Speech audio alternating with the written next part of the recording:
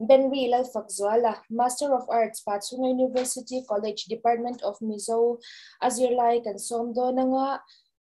to mo o Benri Lal Fakzuala, tunay lo so mang o. Hei zani na,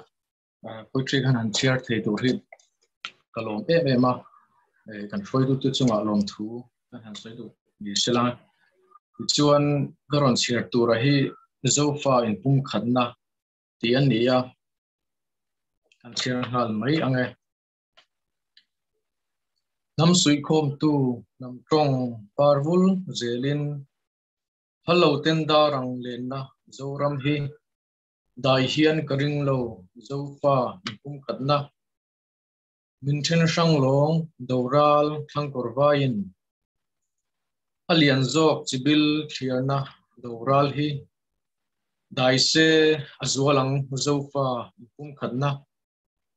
lemhet mani masial palang dovin zo na thlak te pual mul tlom ngai na hi dai thei hian karing lo zoram kan tuanna kan thiam kan fin zoram tan tin tan rel zelang u kan theina zong hi